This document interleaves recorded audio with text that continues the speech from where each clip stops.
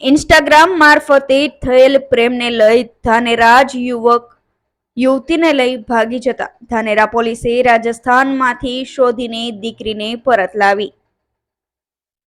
ધાનેરા ખાતે ઇન્સ્ટાગ્રામ મારફતે એક યુવકે સગીર વયની યુવતીના સંપર્કમાં આવી મસમોટી લાલચ અને ખરા ખોટા વચનો આપી વિશ્વાસમાં લઈને ભાગી ગયો હતો, જેની ફરિયાદ ધાનેરા ખાતે દાખલ થતા ધાનેરા પોલીસે પરિસ્થિતિની ગંભીરતા સમજી એક્ટિવ થતા આખર ધાનેરાથી 150 કિલોમીટર દૂર રાજસ્થાનની હદમાંથી પરત લાવી હતી.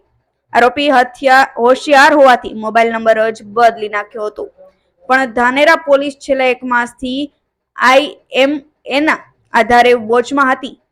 આખિર પોલીસના સતત પ્રયત્ન થકે માહિતી સામે આવતા દીકરીને પરત લાવવામાં આવી હતી. અંકુર ત્રિવેદીનો report, Gujarat national TV news, Banaskantha.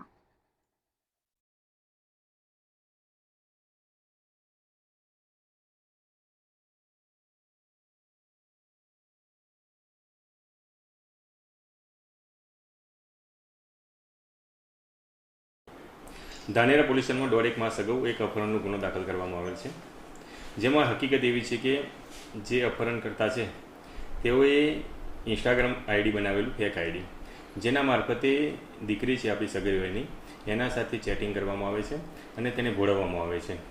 ત્યારબાદ તેનું અપહરણ કરવામાં આવે છે. તો જે અપહરણકર્તા અને ભોગ બનનાર બંને કોઈ મોબાઈલ નંબરનો યુઝ કરતા હોતા નથી. પછી તપાસ કરવામાં આવે છે, SP સાહેબને જાણ કરવામાં આવે છે. SP સાહેબની સૂચના મુજબ સ્પેશિયલ ઇન્વેસ્ટિગેશન ટીમ એકની રચના કરવામાં આવે છે અને જે અનુસંધાને 1.5 મહિના બાદ એક લોકેશન મળે છે કે તેઓ કિશનગઢ પોલીસ સ્ટેશનની હદમાં રાજસ્થાન રાજ્યમાં કોઈ જગ્યાએ રહે છે.